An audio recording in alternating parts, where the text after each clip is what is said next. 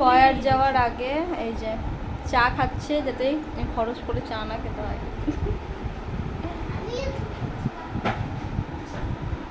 বলো কিছু। তাও তো খরচ হবে, জানি তো, গেলে 2000 টাকা মাল নাই। এই তো সরি,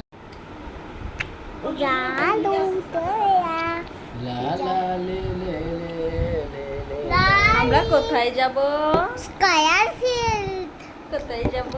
বাবু কিন্তু যাবে না। বাবা এ কখন ঝড় উঠেছে, এই দেখ হঠাৎ করে ঝড় উঠে বললো যাওয়ার সময়, বেরোনোর সময়। মা এ কি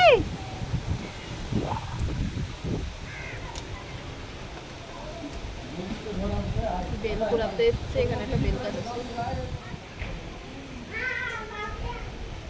क्या तुम मुझसे प्यार करते?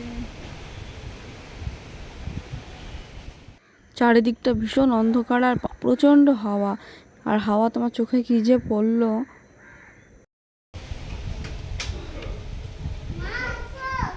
আমি পুরো রেডি হয়ে দাঁড়িয়ে আছি, এখন ঘুরতে বেরোনোর টাইমে কারেন্টও চলে গেল। হ্যাঁ বাইরেটাও কেমন অন্ধকার। আমাদের বাড়িতে কারেন্টও চলে গেছে। ঘুরতে বেরোনোর টাইমে এই অতিরিক্ত ঝড় শুরু হয়ে গেল, ব্যাপার কি আমার ভিডিও ক্যামেরাটা খুব ডিস্টার্ব করছে।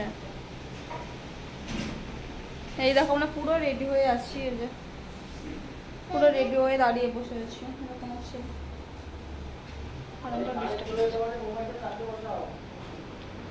তাহলে আমরা যাবো একটা মোবাইলের স্ট্যান্ড কিনতে, যেহেতু আমার দাঁড়িয়ে দাঁড়িয়ে ভিডিও করা হচ্ছে না সবসময়, তো আমার মানে বড় স্ট্যান্ড সবসময় থাকছে না। লাইট অফ করবো? এই কারেন্টই চলে গেল। জানলা মোবাইল হবে না সারা মিলে। সে যাই হোক, এখন আমরা ঝড় বৃষ্টি যদি থেমে যায় তাহলে আমরা যাবো একটা মোবাইল একটা স্ট্যান্ড কিনতে, যেহেতু সবসময় রিলস করি, শর্ট ভিডিওর জন্য একটা স্ট্যান্ড খুব দরকার, না হলে হচ্ছে না, সবসময় দাঁড়িয়ে দাঁড়িয়ে ফোন ধরে এইভাবে সম্ভব হচ্ছে না। তার জন্য ভাবলাম যে একটু বেরোবো আর একটু স্কয়ারে যাবো, যেহেতু আজকে সারাদিন যাহারে ঘুমসানি গরম হয়েছিল, একটু হাওয়া টাওয়া খাবো গিয়ে। ও বাবারে বেরোনোর টাইমে এমনি হাওয়া শুরু হয়ে গেল, ঝড় বৃষ্টি, যেতে পারবো না কি বুঝতেও পারছি না। আমার পয়সাটা বেঁচে গেল।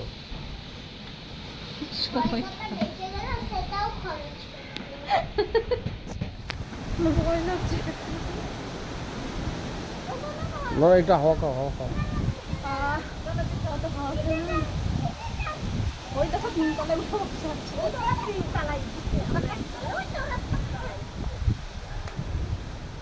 এখন খুব জোরে হাওয়া দিচ্ছে, বিশাল কালো হয়ে মেঘ লেগেছে আমাদের, ঘোড়া মাটি মাটি হয়ে গেল ঘোড়া। একজনের তো ভালোই হলো ওটা। কি দারুণ হাওয়া, যে কি ফিলিংস এই হাওয়ার, কি বলবো। এই মাসের মধ্যে মানে আজকেই ঝড় হচ্ছে।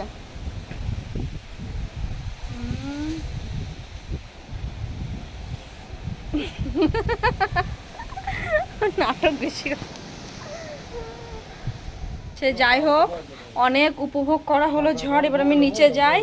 কি নিচে চলো, আর থাকতে হবে না। কি যাবো, মোবাইলটা আমাকে দিয়ে যাও। তো যাই হোক, বৃষ্টি থামতে থামতে প্রায় 7টা বাজতে চলছে, এখনো পড়ছে। আমরা যাই, দেখি কোথায় ঘুরতে পারি আর কি কিনতে পারি। কই গো আসো।